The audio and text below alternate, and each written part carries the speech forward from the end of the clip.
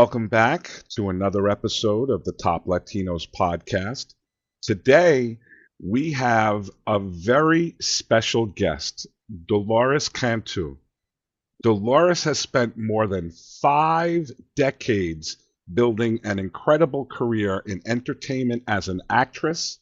Dolores broke barriers at a time when opportunities for Latinas in Hollywood were few and far between. She became one of the first Latina flight attendants for Eastern Airlines, represented the airline as Miss Hospitality during the Miss USA pageant, and went on to appear in iconic productions including Saturday Night Fever, Dallas, Fantasy Island, Falcon Crest, Benson, Diff'rent Strokes, and the list goes on and on. Dolores, welcome to the show. Hi, thank you for having me. This is very exciting. Yeah, I'm very excited as well. I mean, if you grew up in the 70s or in the early 80s, it was very hard not to see you on TV. But I do Or want, the airplane. or the airplane, yes. I do want to start at the beginning, though.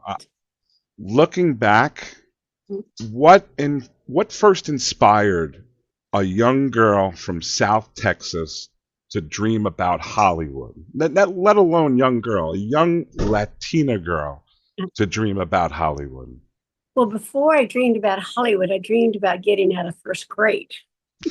What happened was, in those days, in the 50s, most Latino families didn't go past the 5th grade.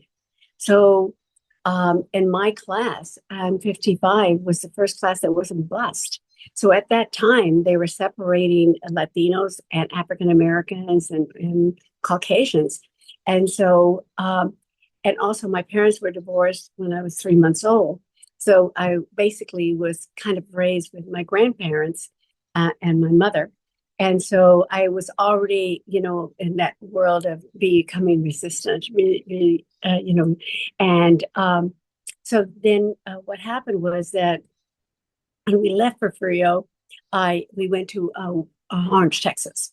And I had come from a town that was mostly Latinos into a town that was mostly Caucasians.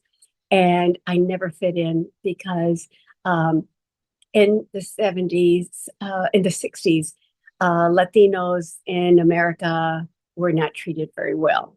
And we weren't always welcome. And I always had a problem fitting in.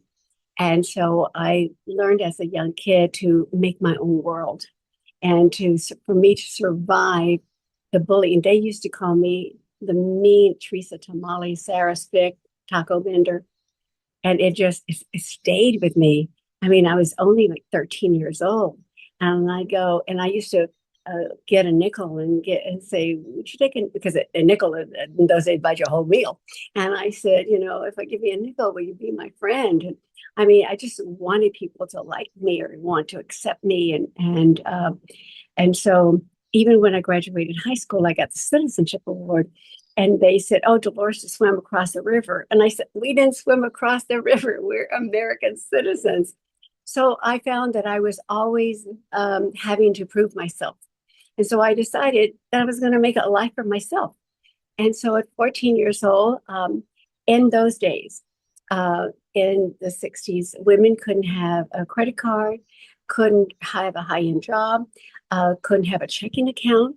So I was working for 75 cents an hour. That was a really big deal. 75 cents an hour.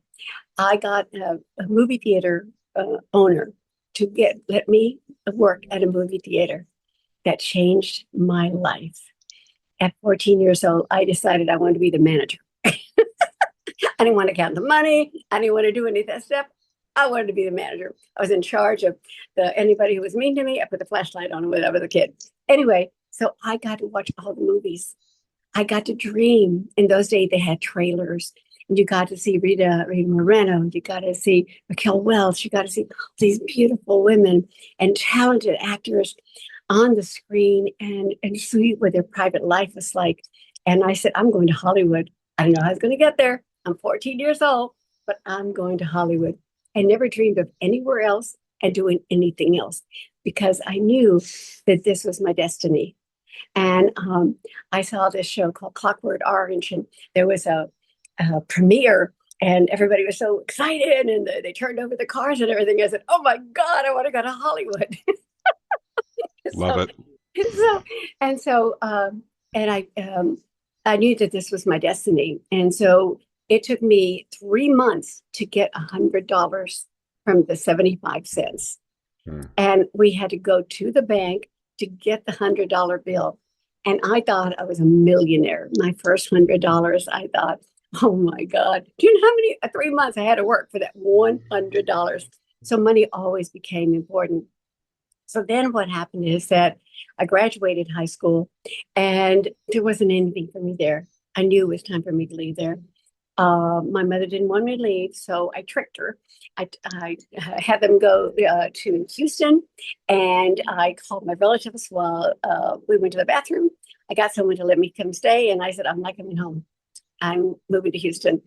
And so it was when the astronauts landed on the moon. I felt that I went to the moon with them because I always find things that are happening in this world that have nothing to do with me, but it's like a glorious moment. It's a changing of the world. And when we landed on the moon, it was like I started my life. I started my life. And I worked at movie theater. So anyway, so when I went to Houston, I got a job at MD Anderson Hospital, and that wasn't for me. Then, believe it or not, I went to work for Prudential Insurance, and you'd never believe they had a beauty contest there. Now, I never thought I was pretty. So anyway, I became my first title, Miss Debit Clerk. Mind you, all of us was 17, 18 years old. We screwed up their accounting system. We had people alive, dead, live, whatever. So anyway, so my landlord said to me, they're looking for beautiful girls to be stewardesses for Eastern Airlines.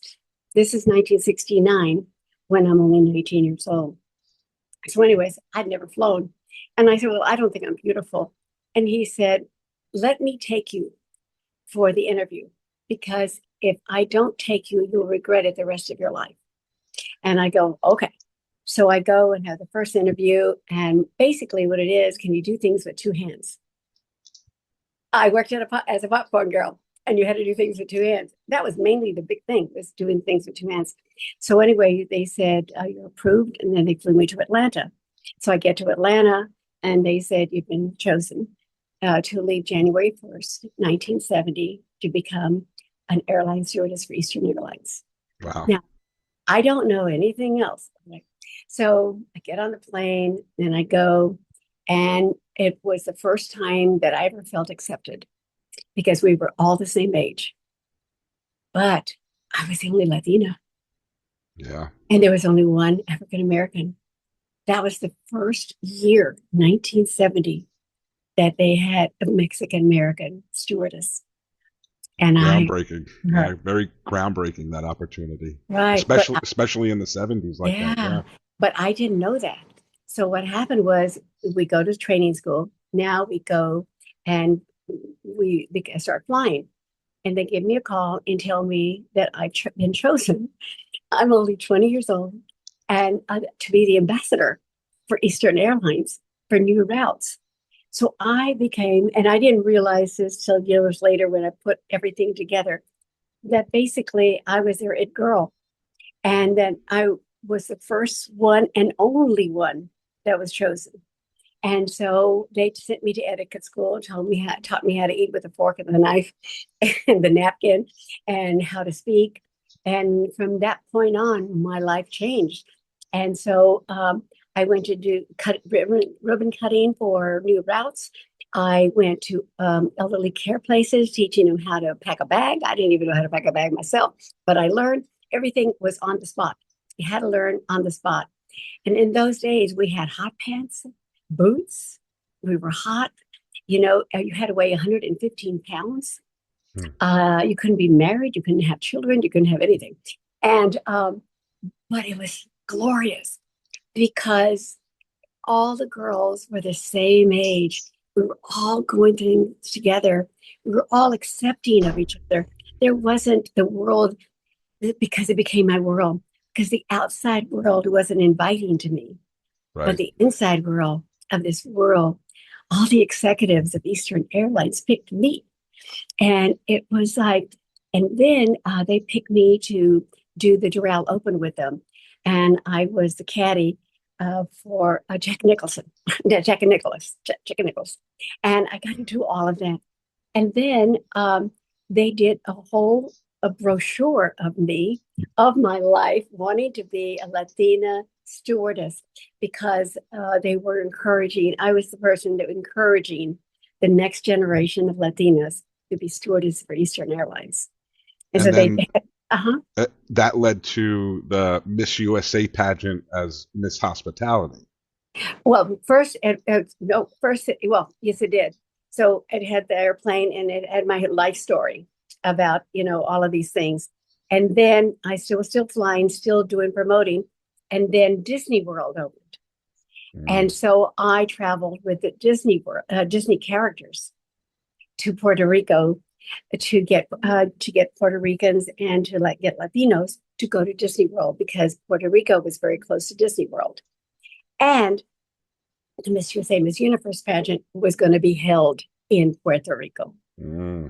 And so anyway, so then they let me know that I'm representing all the stewardesses as Miss Hospitality in the Miss USA Miss Universe pageant. So I still have dreams of Hollywood. I still have dreams like, how am I going to get there? What's going to happen? And so when I got to the Miss USA pageant, I was, again, the ambassador. I'm a liaison between the girls, the judges, and the airline. And I was it. And it was so exciting. And now I finally meet actors. Our Hollywood. I get to meet Rita Moreno. I get to meet Halston, Ed Sullivan. These are names people don't even know who they are. And a guy named Bob Lardine. And he said to me, "You're as beautiful as the contestants. Did you ever consider being an actress?" And I said, "Yes, but I don't know how to get started." And he said, I'm a publicist. I work for the New York Daily News. Let me help you. And I said, okay. This was so exciting. Anyway, so the telecast went on. And then Bob Barker goes, and the winner is, and all of a sudden the whole hotel shook. The Puerto Rican nationals had been demonstrating outside of the hotel, and half the hotel was gone. Bombs had gone off at the other end of the hotel. There were bombs where we were. Had they gone off, all the dignitaries were there, from the Rockefellers to the dignitaries from Puerto Rico. All of us would have been gone, but God saved us, and none of those explosives went off where we were, just far away from us. And so then that was the beginning of metal detectors. And that was the first time anyone had seen a metal detector. And so, because I'm Mexican American and it was being held in Puerto Rico, they felt that the Puerto Rican nationalists would want a Puerto Rican there as Miss Hospitality, number one. So they made me number two, so that way no one came after me. Can you imagine? That's crazy. Looking back, I mean, representing Eastern Airlines, Right. Miss Hospitality. Right. Did you realize then that those experiences would become the launch pad for your entertainment career? Well, yeah, I did at the Miss USA. I did at the Miss USA, and I did when they were doing all this publicity on me and things, but I was only 20 years old and I never left home. So it was a lot going on in my life. And so I really didn't know. I felt like I was living the Hollywood dream without the Hollywood, but it was the stewardess dream, because, the hot pants and the boots, what else do you want? And so, and also, the airlines were different. People smoked on the plane. I mean, the whole plane. And I say that it was the Mile High Club. Everybody was making out. I mean, we were all 20 years old going like, what the hell are these people doing with those blankets? I mean, there was so much action on airplanes. And it was just free time. You know what I'm saying? It was like, just people were happy and there was a whole thing going on down below. I always felt we lived in two worlds, as flight attendants and the real world. At the same time, there were kids getting killed at Kent State. There was women burning bras. There was a lot of going on in the world that you couldn't forget about, even though you were up here having this glorious life. There's this whole world underneath you that you have to go back to, when Yeah. you come back down to earth. And And so, it was very serendipitous that reporter was there as well. yeah, yeah. And that he worked for New York Daily News, and Yeah. he did stories on me. And so then I went to, he took me to my first Golden Globe in 1973. I was in heaven. I was in Love heaven. it. There was my Elizabeth Taylor. There was my Raquel Welch. There was all my stars, all me there with them. And it was like the beginning of my life. And it was the beginning of my life.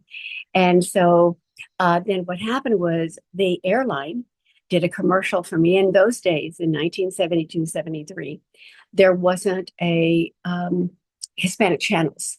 And so I did the first commercial for an American airline for the American American network. Sorry about that, with a Hispanic on it. And so it was the first commercial for Eastern Airlines. And then Yeah. that started my commercials. I did that. Then I did McDonald's. Then I became a lingerie model for Form Fit Rogers. I worked for John Clark Healy. I started working for all these companies. And I was the only Latina. I was Yeah. always kind of the only Latina in doing all this stuff. And what you said to me before we hit record makes a lot of sense now, because you have often talked about people who believed in you long before you believed in yourself. Right. Uh, how important are those angel moments in someone's career? Oh, they're life changing. When you look at the landlord driving me, when you look at the executives of Eastern Airlines, all of them, they all had to agree to make me their girl, to make me their ambassador. The girl who shined in the Miss USA Miss Universe pageant, who shined at the golf course, the girl who I was the go-to girl. And I have the letter that they wrote me after the Miss USA, thanking me for my service, thanking me for everything I did. And I used to go to do US shows for them too, me. Mm-hmm. And I Mm-hmm. think back now going, wow, they really had so that's where my life is different than most, because I started out as a little girl and as a popcorn girl, and then living the life that I dreamed, but every step of the way having angels, because Right. my parents couldn't do that for me. My parents went to the fifth grade. My mother never really had a job. She worked at a store, I think, but my life that I knew of her, she did the best she could do. She made my clothes. When I was a little kid, she made my clothes, and, she did a lot for me, even though she never went to school. My parents were divorced. I really didn't spend a lot of time with my dad, so I didn't have that mentorship. But I got it when I became an adult. Right. I got all of that when because I became their daughter. Right. Now, Not, not, yeah. if someone just stopped at that point in their career, they would probably be satisfied from Eastern Airlines doing commercials, but that wasn't enough for you, and Oh you still God. had that aspiration of Hollywood. And one of the things that still shocked me, that even with all those credentials and all those Mhm, accomplishments, when mhm. you did make it to Hollywood, they weren't exactly welcoming to Latinas when you arrived. What were some of the biggest obstacles that you had to overcome? Well, the weirdest thing is, like, I played a Puerto Rican gang member and I beat up John Travolta on Saturday Night Fever. Yes. Okay. I mean, that was a big deal. All right. In New York, we were working. We didn't have a problem. We were doing commercials. We were doing movies. We were doing TV shows. I did all of this stuff in New York. I get to LA, and I gave myself believe it or not, because I'd done all this work, 2 weeks to get a job. And I wound up getting class of 65 with Harrison Ford and Larry Hagman. And I didn't know who they were. I just did the thing. So I went looking for an agent. So the producer of the Miss USA said, my son is an agent. Give him a call. Tell him I sent you. You would think that would mean something. And he said to me, you're Mexican American. Go back to New York. There's no jobs for Mexican Americans. And I said, what are you talking about? I'm a booker. And he said, that's in New York. That's not in LA. I said, well, I'll be a booker in LA. I said, give me a month. Give me a month. Because I'd already done like 200, 300 jobs in New York. So I knew that I was able. Now, I didn't know the landscape of LA. I honestly didn't know that they weren't working there. So again, a guardian angel. They were looking for a Latina girl for the first time and the only time for Hanna-Barbera for a show called Fred and Barney Meet the Shmoo. And I got picked. I didn't find out till years later. I said, I wonder who was the first Latina who did an animated series. And there wasn't anything till 2001. I go, it's me. So I contacted Hanna-Barbera and I said, but all those people are dead now. And so they said, we will look it up. And today I have my own page on Hanna-Barbera's Facebook page. And I don't know if you've gone to the page and seen it. They promote me a lot. Yeah. And I was the first Latina to do the series. And that series didn't last very long. But the thing is that I went on to do a lot of commercials. But at that time, there was an organization that Ricardo Montalban had just started called Nosotros. And I decided that I needed to get with the community and find out what is happening. Why aren't people working? Mind you, back at the ranch, I was doing Fantasy Island. I was doing all these things because I'd already had all these credits from New York. And I was more of a bathing suit kind of girl. So I was, one of the most desirable women in the world with Barbie Benton. I never played the maid. I never played any of those characters. Not that it wasn't, but I was still a stewardess. And so I still, also when you're a stewardess, you only can weigh 115 pounds. If you weighed more, you're out for the month. So anyway, so I still had that body of then, and I still had that look of, like more of the glamorous kind of girl. And most of the roles that I got in those days were of more of the pretty girl or the wife or, so. And I worked with iconic guys like Patrick Swayze. He had a show called The Renegades. And he was supposed to save me from the bad guys in The Renegades. I was with Larry Hagman. I was his secretary, on Dallas, and I worked with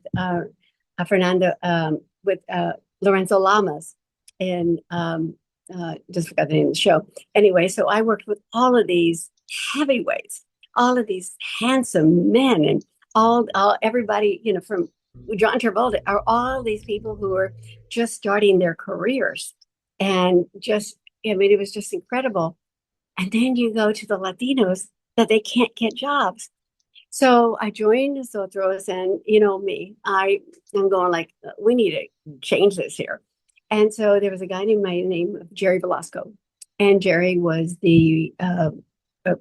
took over. He was the president, and Mike Gonzalez and all of these. And so I said, I'd like to do showcases.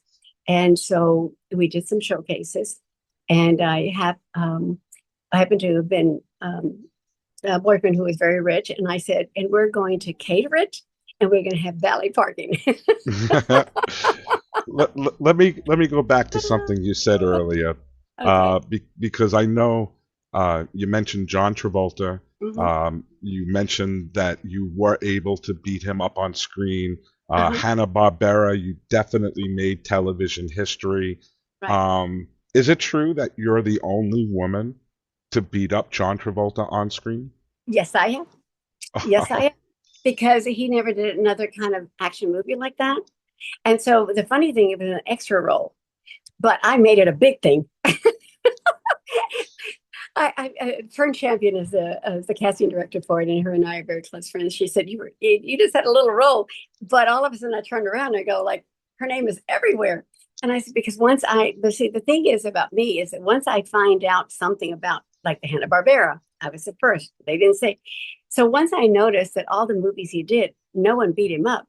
I said, I'm the only girl who's ever beat up and laid on top of him. Ah, that's why you said that you've always had a crush on all of your leading men. I understand. Right. I mean, if you look at my with Patrick Swayze, Patrick says to me, "Shall we?" And I go, "Yes, let's go." So all of these men, I worked with them, not just worked with them as an extra or whatever. I was their leading woman, Yeah. leading lady. And so even with Barbie Benton, yeah, I'm here opposite her as the most desirable woman in the world. It was right next to each other. Again, the only Latina. And a lot of shows that I did, I was the only Latina. And Right. so until I did, I just forgot the name of it, that I was in a Mexican family. I did a show with a Mexican family. And so that was the first show that we actually did a family. And so, and then things, but in the commercial world, there was a lot of Mexican families that I did a lot of the families. So what happened at Nosotros is we went to talk to Norman Lear and we asked him if we could do a showcase. And so we went to Tandem and we did a showcase for him. And that's how I got Diff'rent Strokes. And Mhm. everybody started working and Love it. on his shows. Love it. But we had to be pushing people and in the middle of all of this, I become a florist. Because, Of all things. well, what happened was Harrison Ford just said to be a successful actor, you need a second occupation. I was no longer a stewardess, and I go, all right, I need a second occupation. So I don't know how to do anything. So my mother loved flowers. So I went around looking at how people did flower arrangements. So there's a place called Chalet Gourmet on the corner of Fairfax and Sunset. And I went to the guy and I said, now I don't know anything about business, flowers, anything about anything. And I go and I said, hi, I'd like to take over your flower shop. And I said, I have $500. And he said, what's wrong with my flower shop? I said, they're dead. And he said, what makes you think that you can do something? I said, because I know I can. That was it. And he said, do you know where the flower mart is? I said, yeah. And he said, let me take you. I got dressed up like I was being a stewardess. And they said, Miss America, this is the flower business. It's it's tennis shoes, jeans, and a t-shirt.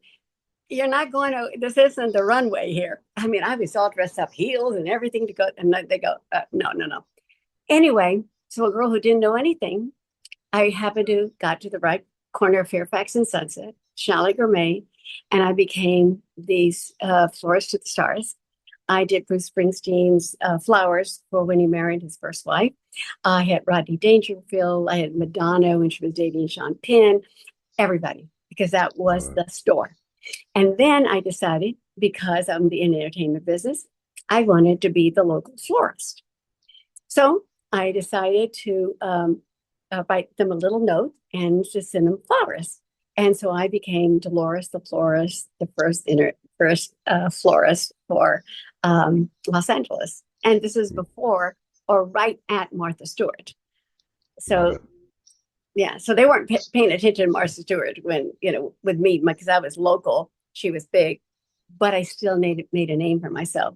And so I did it from 83 to 2001. Excellent. Now, obviously, Harrison Ford's words were Yeah. very influential. Yes. But you mentioned a lot of other big names: John Travolta, Patrick Swayze, Ricardo Montalban, Yeah. Larry Hagman, Right. Jack Klugman. Jack. Yes. Which collaborations taught you the most? Well, each one of them taught me something different. I think that with Harrison Ford, I learned that, which he says today, to be a successful actor, you need a second occupation. And if you look at what the world is today and the entertainment business is, that you have to have a second occupation. You cannot make it right now. If you look at all the commercials, all the TV shows, who's in them? The stars. Mm-hmm. In 1970, when I started, the stars wouldn't even do a commercial, do a TV show, because it was beneath them. Today, they're doing it. They have to, because you can't survive. And also another person who changed my life is that was in acting class with me, and that's George Clooney. George Clooney and Grant at that time, in the 70s, we were trying to do demo reels. That was the beginning of demo reels. Do you know what demo reels are? So what would happen, well, for the audience. So what demo reels are is little clips of all the shows you've been on. So that way, when your agent sends you to the casting director or the producers, they have something to see and say, oh, she can do this. She's worked here, this and that, whatever. So I was in acting class at Brian Reese, and George and Grant were in the class, and they started a business that was an editing business. So what would happen is that we would go to a particular company, and they would copy our show from the TV, and then they would give us that copy. Then we would take it to George and Grant, Grant, and then they would edit it for us. And then they made my first demo reels. And so there you go. So they changed my life in the sense that I still have that demo reel. And that was the beginning. So I feel like a lot of things that have happened to me, whether it was a stewardess or the acting world, coming to LA, or even in New York, were the beginning of things. Right. And that you, like even now, you just have to learn to adapt. You got to adapt. Because if you don't, you're not going to make it. It's a tough business. I know it is. Especially, everything is going right from filming to streaming. Right. They're leaving out all the parts in between. Right. But one of the things that really stick out that you said is that you had to advocate, and through Ricardo Montalban's organization, Nosotros, which you mentioned numerous times, you actually helped open doors for Latino performers. Right. If today's young actors don't know the battles that your generation had to fight, what do you hope that they take away? What do you hope that they understand? I hope that they learn from what we've gone through is that you kind of have to make your own world. And today, you can't sit around waiting for people to help you. Like we didn't wait around. We went to Norman Lear. We went to people. You had to. You still have to. And the way that my life has always been is either people have come to me or I've come to them. I went to the guy at the grocery store. So the thing is, you can't be afraid. You might not even know what you're doing. I never know what I was doing, but I acted like I knew what I was doing. That's the most important thing. Act like you know what you're doing. I'd never been a businesswoman. I never owned a flower. But you know what? I was there from 1983 to 2001. I learned a lot. So you have to adapt. You have to learn. And you have to, right now, you have to make your own content. You have to, for younger Latinos, I tell them that I represent, make your own content, make your own movies, make your own shows, because there's so many festivals that you can submit your work to. And so you don't have to be waiting for an Academy Award. Start with the festivals.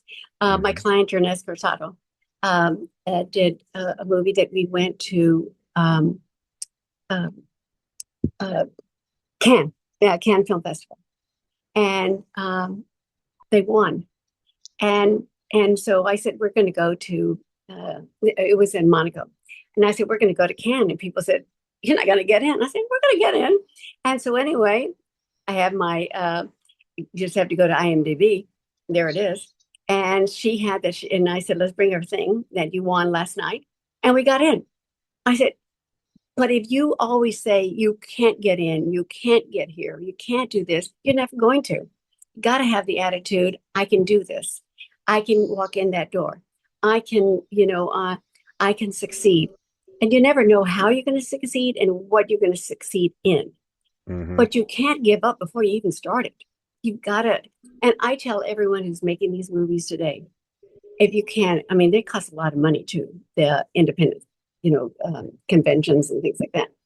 But the thing is that if you can't afford them, do them and start getting awards, because then it's like an award winning editor, award winning producer. So then you got your award winning there. Otherwise, it's like someone who just made a movie. And so, and it's very important because people have to learn how to do that because there's very few in-person auditions now. Everything is self-tape. So Yeah. you need to know how to self-tape, how to light yourself, how to get somebody to read with you, or people who there's no one there to read with you, that you record the voice and then the voice plays back with you. You've got to learn to be independent, and you can't be waiting around for people to help you. You've Yeah. just got to do it yourself. Yeah, I'm glad you brought that up because it segues nicely. And just to recap, Hmm. um, we started out in the movie theater as the popcorn girl. We went to Eastern Airlines, Miss USA, into commercials, into Hollywood, a florist, Hmm. and after all of that, you became a talent manager. And you just mentioned one of the talent that Right. one of the guys that you represent. What inspired the creation of CANDU Management? Well, this is what happened. I was in acting school, and in my 50s. And so I see what's going on. And in those days, there was a lot of people thinking you had to sleep with each other, a lot of Mm. teachers, producers, and everything. And so this young girl came up to me. She had just arrived from Louisiana, Chrissy Shmoo. And she said, "Do I have to sleep, teacher?" And I said, "No, no." And she said, "Would you be my manager? And would you be a manager to save young people from predators?" And for in those days, a lot of the auditions were at people's homes at night. And I went with most people because I would not let them go to strangers' homes alone. And I was driving everywhere and going like, "Do I Yeah, really, and because I thought it was very important for me. So I thought of all the people who helped me. You got me here. It was my time to give back. And so that's what I've done is I've given back. I've had a lot of people. I, got, Carlos Santos got on MTV Tres, and when the only time it was there and things. So I've changed a lot of people's lives, got given them careers that some of them are still here today, acting and comedians or singers and but my life has been about service. My life is about people. Um, I've been very blessed by all the people that were so kind to me. Some of them that I didn't really know at all. hmm, The hmm. beginning of my life, I didn't even know any of these people, but they took a chance on me. And for me to show them how proud I made them is I'm still here. I Yeah, didn't, just flounder. That's the things that they did for me and the opportunities they gave me. I didn't say, "Oh, I'm going to do this." I've worked hard. I've worked that's crazy. hard. Yeah, that's crazy, and that was long before this whole like Harvey Weinstein debacle and everything, and you were again on the leading edge, Right. a pioneer. I love that. Right. I love that. Also, when I lived in New York, I auditioned for the Betsy and a lot of movies and things, and it was in a hotel. They were because there wasn't the office. I don't know. There wasn't. I was a stewardess at the time. I was just going in. I had an audition. I just went in. And now I think back, I don't know, hotel. And I remember I had to lay on top of the guy. There's like all this people in the room and everything. It wasn't like a sexual thing, but in the movie it would have been. And today I think like, oh my God. But yeah, I was in a movie. I'll give you an example. I was in a movie called Force Fight. So um, they were looking for a Latina, okay? And basically, she would be the only Latina in the movie. I don't know all of this. So anyway, so what happens is she's supposed to have be topless and have underwear on, and then she is there, which I find out later when I got there wrong, 100 men.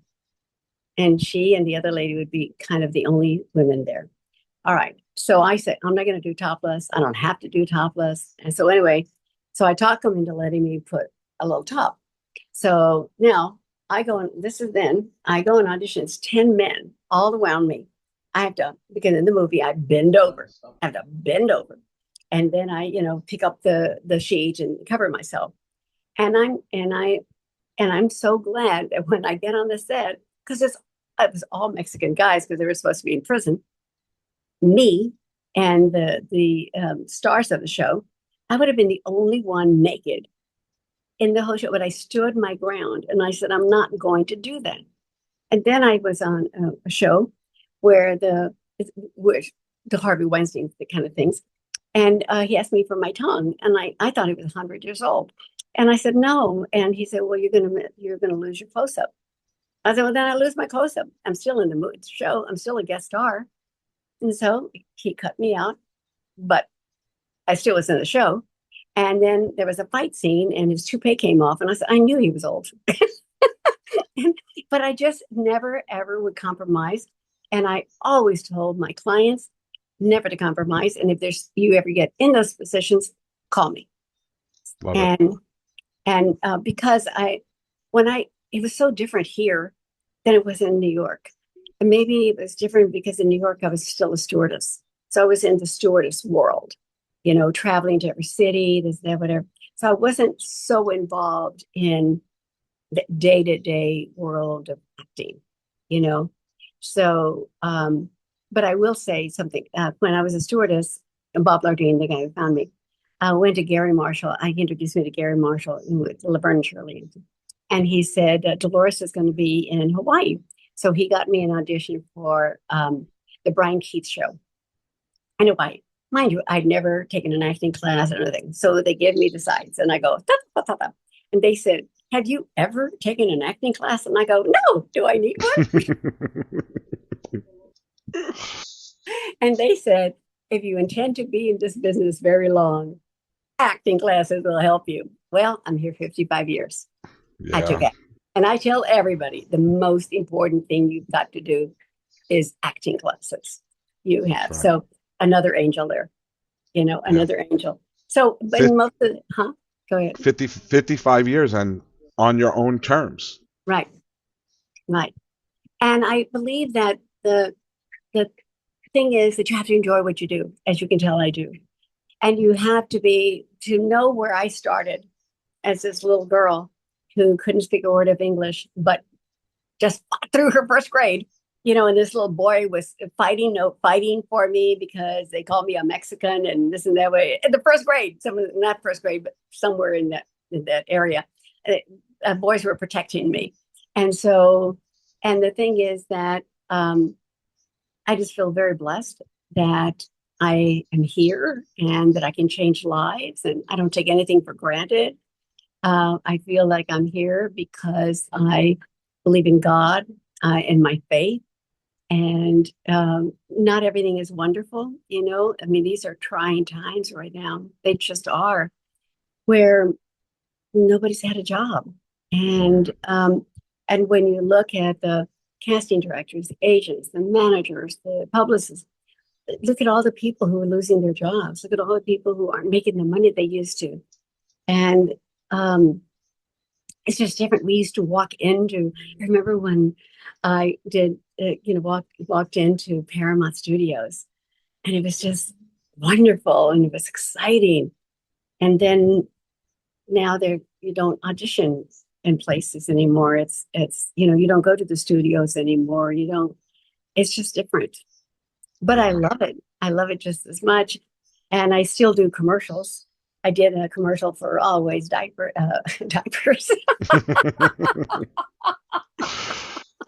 Yes, I'm I went from bathing suit beauty to diapers. Uh, let me ask you uh, an uh, unfair question. uh, When you look back mhm. 50 plus years, Yeah. what achievement makes you the proudest? We adopted Lockwood Elementary and all Hispanic school 25 years ago. And they were little Doloreses. They couldn't speak a word of English. And so uh, we helped them. And today there's college graduates Love it. own their own businesses. Love I've it. seen them grow. That is. Good for you. And Has all the kids I've helped, all the little kids that I've helped, and the adults too, but mainly the children that I've helped. A lot of children that I represent have started out not speaking English, you know, and um, and now they're thriving, and now they're, so I take kids as they're me because they are, and they are it. When you look at what's going on in the world, to be honest with you, I went to a party just recently, and somebody asked me, uh, "How long you been here? Or no, what kind of Mexican are you?" I said, mm, "What kind of Mexican am I?" I'm 77 years old, and I said, "A rich one." I said, my family started Papalote, Texas. I said where the Cantus were, and then they went to Refugio, Texas, and this is like during the Alamo days. And he said, "No, no, I'm in generations." I said, "Generations?" I said, "I don't know, three." I said, "Are you asking if I'm an American citizen?" And he said, "Yes." I said, look at me. I said, "Look at this party. You're asking me at 77 years old if I'm an American citizen. This, I just can't believe it." yeah, And it's mind I blowing. just said, it took me back to the little girl. It took me back. I said, "Am I in the first grade again where I'm not bused? Am I like in school where I'm called Teresa Tamale? Am I, does this ever change?" I said, That's it's just crazy. And that's the thing is that I always stand up for us. And whether it was in nosotros or whether it is helping the Lockwood kids or helping my clients or whatever I can do. And I just think it's important. And I do have a voice, and I can speak up for them, and I can change their lives. I never had kids. And so for me, it's that I want to be the mentor I never had. love it. Actually, that answer was very witty. I'm a rich Mexican. Well, I, but the thing is, all I could think about was my ancestors, that hmm they came from Spain, anyway, from Spain, Mexico, and then here, and they started this town, Papalote. hmm And so, which is right. And then they went to Refugio, and when I was a kid, I thought we owned the town because everybody was a Cantu. So I didn't know. So anyway, yeah. And whether I'm rich or not, I feel rich in my life because I've accomplished so much basically on my own with the help of angels. Yeah, And I'm here with you, yeah, and I'm here with you, and I'm love it. able to talk about it. I'm different than everyone else in the sense that everybody else went to study to be an actor. Everybody else had, studied to be a producer or a florist or whatever. I never went to school. It was all in the belief in me from that popcorn girl that said, "I want to be the manager." And Yeah, and I think in life we have to take ownership of what we do, and we must give back, and we must help the next generation.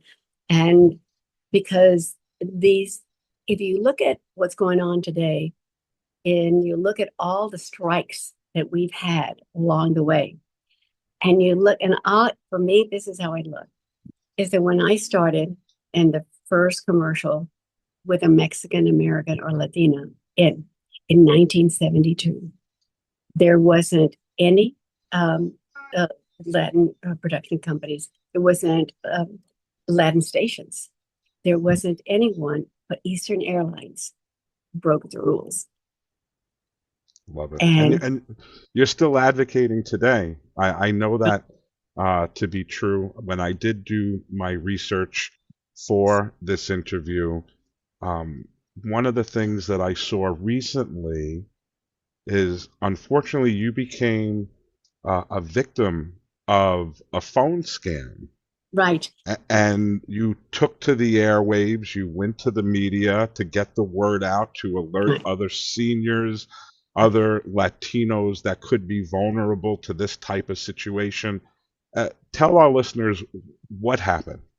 So what happened is I got a phone call, and he said he gave me his badge number and everything, and he was from the Border Patrol, and there was a warrant out for my arrest in Beverly Hills. So he knew where I lived. And he said in Beverly Hills. And so he gave me his badge number. He gave me everything. All right. So then he said, look up the phone number for the Beverly Hills Police Department. Because I remember when people say, if they give you the number, you know it's a scam. All right. So I look up the number for the Beverly Hills Police Department. So I hang up, he hangs up, and ask for Captain, I'll say his name. I don't know. Okay. Who actually works there, but he's not involved in all this. They just happened to get his name. So anyway, so now I call. I think that I'm talking to the Beverly Hills Police Department, and I asked for this sergeant. Anyway, so I think that's who I'm talking to. And he says to me, you've got to, there's a warrant out for your arrest, so you need to take all of the money out of your checking account, because we're going to freeze your account. And you need to do every single thing that the U.S. Marshal wants you to do. So now, all of a sudden, I'm with the U.S. Marshal. And so then he says to me, you need to clean out your account. And so we need to go and get gift cards.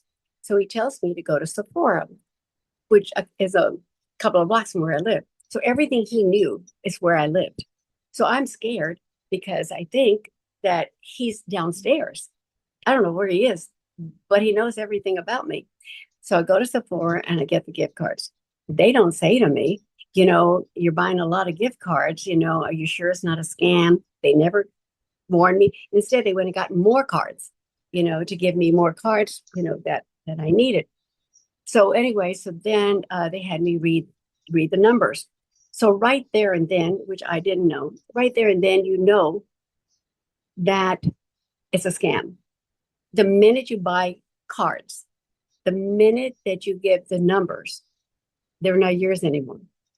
And I didn't realize, but I'm scared because he knows everything about me. So anyway, so he tells me my phones are tapped. I come out later, I'll tell you in a second, they were tapped. So anyway, he said, you can't make a phone call, you can't do this. I'm scared to death. All right. So now the next day he calls me. And he said, okay, so now you have to pay for your bail. Okay. And I'd like you to go to Ralph's down the street from where I live and get the cards. All right. So now I go there, and I swear to God, I think someone's following me. I feel so uncomfortable. Again, I have to read the cards, the back of the cards. So now he says, if you make a phone call, we will come here. All right. So now what happens is I do call the Beverly Hills Police Department, and I asked for this Captain Reno. And they said, well, why do you want to talk to him? I said, because I just spoke to him, and he said there was a warrant for my arrest. They said, give me your address and we'll come arrest you. So this is the real guys. I've got the real guys, the bad guys. And so anyway, so now I'm scared to death. It's going on 3 days. And now I'm said, I've go to a function, and I'm going like, are they going to be here? So I finally tell someone, and they said, of course, it's a scam. And then I'm just scared to death. So I go to the LA Police Department. They call the Beverly Hills Police Department because they have my phone. They see I called the number. Beverly Hills Police Department does not have record that I called. So they intercepted the Beverly Hills Police Department's phone and mine. Wow. So then the LA Police Department says if they can do that, they can get into any federal phone. And so now for me is that I wanted to share my story because as a Latina, I know so many of my friends and so many people who are 77, like I know I look young, but there's a lot of people that are elderly that are getting scammed, but they got scammed for more money. They probably knew I was poor, so they're going for them for $10,000, $20,000. So they weren't looking for that. But I have friends that their parents live in Mexico, and they call the parents. I don't know how they do this. They call their parents, and they say that they have them hostage during the same time the thing was going on with Savannah. And it was just so scary because you know what happened to her mother. You don't know if your child is missing or if something's going to happen to them or what's going on. It was just so, and this was all going on during that time. And you're just scared because you have, who knows where you live? Who knows what's going on? What's happening? And so I felt important. It was important for me to, especially Latinos, because one, they say the Border Patrol, and they said I brought in drugs. I've never done drugs in my life, but the thing is, they can put your name on anything and make it that you did it. They can say you did this and that, and you have nothing to do with it. And knowing parents of people whose parents are being called and asking for ransom money, um, you know, people who are trying to get their citizenship, people who are just you name it. There are people who are going to call you and say, you did this, you did that, even though you're a good citizen. And even though all the people I know who've gotten a call, who haven't done anything wrong like it, and they gave the money also. Okay, but they gave like a lot of money. The thing is that they knew how to get hold of us. They knew where we lived.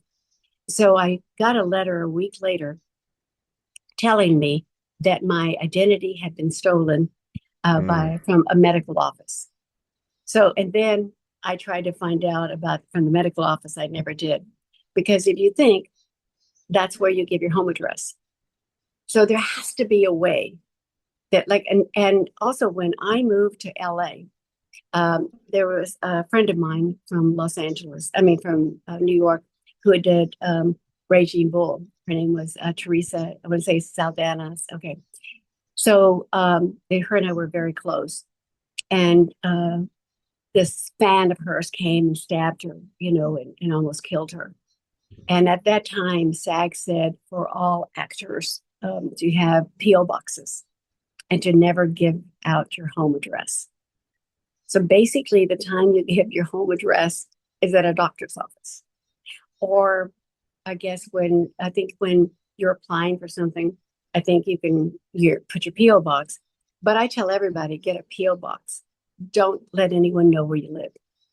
But if somebody's information is stolen, they're going to find it. Yeah. But the key is the minute they ask you to buy gift cards, it's over. Hang up. And what I did is what I tell everybody to do is delete the number. Delete the number immediately, then they can't get back in. They can't get you. But if the key is the gift card. And because they terrorize you, and people say to me, you should know better, you're smarter than that. Not at that moment. And not if you're, a single woman and you have no idea. And I have friends who something has happened to. So, and that's why I wanted to speak up. And you can go to Dolores Cantu, Telemundo NBC, and see my story, because I said to them, I think it's important. But they did a beautiful story on me. They did my acting career. And they're like, this is a girl, this are the movies that she's done, the TV shows, and then did the story. And so it made it more human. And I just think, we have to speak up. We just have to speak up. And if we don't, and we have to spread the word that if you get somebody wants money from you, you don't know them, just hang it up, delete them, do whatever you have to do, and you just have to be really careful. Yeah, it could happen to anyone. And anyone. That's for sure. And plus, and it does. And it does. it's not like you didn't do your due diligence. You Right, called the Beverly Hills station, right, and they that blows my mind that they were able to capture that call. right, Crazy, very sophisticated. Everybody has right, to be careful. right. Oh, and the other thing is most people don't do, they go, I got scammed. They never do the FBI report or the police report. If you don't do it, these guys are never going to get caught. Yeah, And it is a pain because you had to, everywhere you went, a card, every card you used, you have to write a thing. And so I used a lot of cards. And so every single one of them. And then the thing is, you don't get your money back. Ralph said, they have a sign that says, you can't exchange. They don't have a sign. I went to the store. There is no sign. Sephora, they didn't say to me, hey, are you being scammed, or wrote a note to me and say, are you being scammed or whatever? They kept selling it to me. And then they all say to you, you know what? Well, it's a scam. You can't do anything. And when I went to change a lot of my technology, I was at Apple, and they said there's so many elderly people who come in here every day who just got scammed, mm, and they don't have any checking accounts anymore. hmm They are afraid, and they only have one card, and they buy everything with it. They are just scared to death. And so I'm lucky, that I'm I'm uh, wiser, now than I was then. And but it is scary when it's happening to you, and people can say, you know, how stupid can you be, or whatever. Well, you know what? When it's happening to you, it's scary. sure, And it was all sure. during the Savannah time, and a lot of my friends, even my doctor's mother, got taken for $50,000, Mm, and so, and she's Caucasian. So they don't care if you're Hispanic, Chinese, this, that, whatever. They're going to take you, and if you fall for them, you know, and there's no way to get your money back. That's the sad part, that they take the money, and people can't get that money back. And we're at the age now, we're not going to, the people who gave the 50,000 or the 100, or the women who fall in love with men who have them send money, or there's so many different ways to scam these days, is that you can't get that money back, and it's very hard for you to work to get that money back. well, thank goodness. You Yeah. look great. You have a lot of energy. And I can Lesson. spread the word. And That's I can right. spread the word. And I can spread the word. Lesson learned. Water Yeah. under the bridge. Yeah. Um, Let me ask you this, Uh-huh. because getting back to your career, because Okay. you, obviously you had an incredible journey. Right. What's one lesson that you hope becomes a part of your legacy? That I never gave up. I never depended. I never waited for someone to say, um, you should do this, you should do that. I created my own life. Yeah, Every job, I you never created my own believe life. you never believed in the word can't, I believe is what you Right? said. Cannot.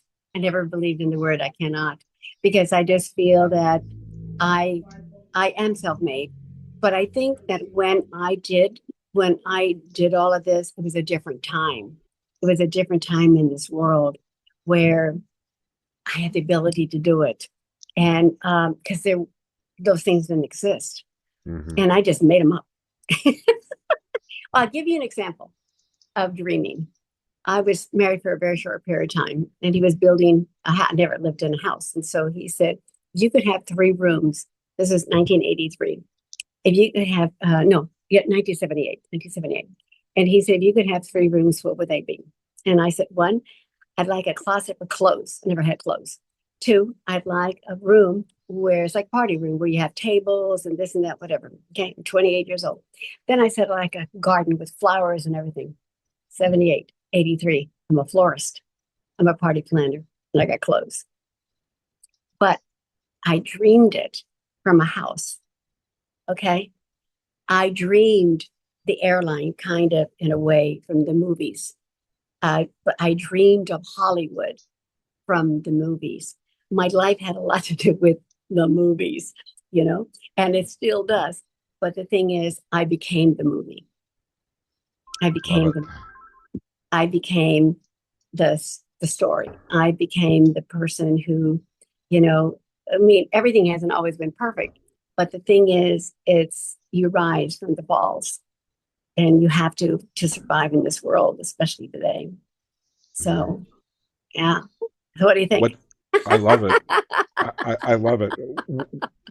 What's next? That's what comes to my mind. I'll tell you what's next. So I'm attempting I'm learning to be a content creator. And I would love to do that. I'd love to do product sales. I would love to go on a circuit and speak. I'd love to be on podcasts, get paid on podcasts. I'd like to, you know, let the world know about opportunities and about resilience, about survival. Um, Even though I'm Latina, I look at myself as a woman. I look at myself as I'm elderly, but with style. I don't look at myself as elderly. I look at myself as someone who's lived a life and who has all 77 years of my life. Not 77 in a month today. I will be 77, but I haven't had all the health uh, issues that most people had. I had brain surgery, fell down and hit my head, had to learn how to walk again, had to hear again. I've had but you know what? Even through that, I still I was spunky.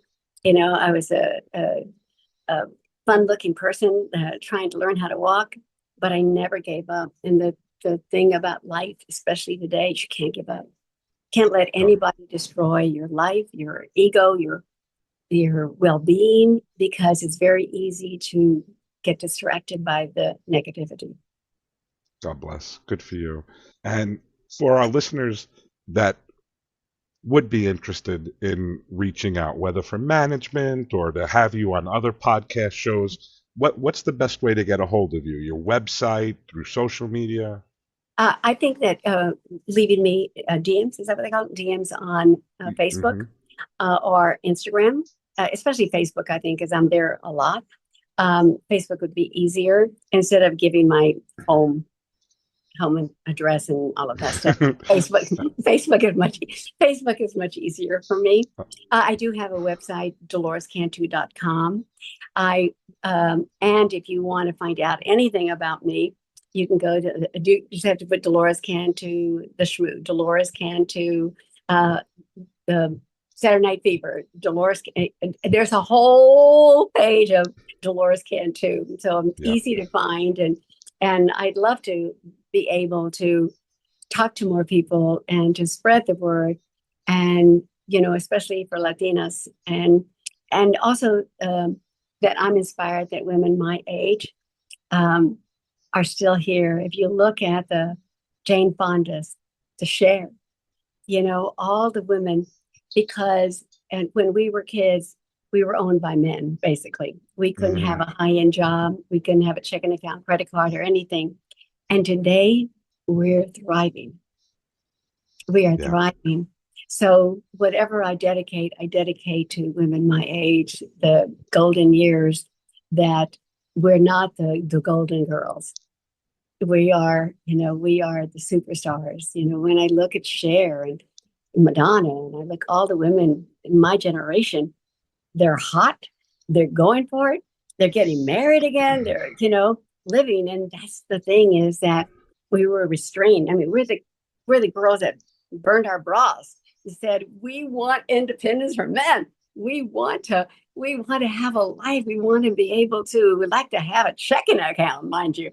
And so I feel that in a way we were pioneers for the women today, because we fought to vote. We fought, for everything. And so I'm proud to be of this generation of women who are still fighting. Obviously, Jane Fonda. we're still fighting for the rights of people and the rights for people to have jobs. For me, it's for the Latinos to be empowered, to be able to work, to raise their kids with pride. Well, Dolores, I have to say, you still got it. Believe me. You're a beautiful person inside and out. And thank you. I really have to thank you for joining us today, sharing your extraordinary journey. Your story really does remind us that barriers are meant to be broken. Dreams definitely worth pursuing. Right. And above all else, resilience can transform obstacles into opportunities. You paved the way for countless Latino performers. Your passion for mentoring the next generation continues to leave an incredible legacy. And I have to say, it's been a real honor to have you on and listen to your story. Thank you so much for joining us. Oh my God, thank you. I'm so honored. Thank you for listening to the Top Latino Who's Who podcast. Since 2010, we have celebrated the accomplishments of the Latino community. If you would like to be featured, go to www.toplatinos.us. Be sure to like and subscribe.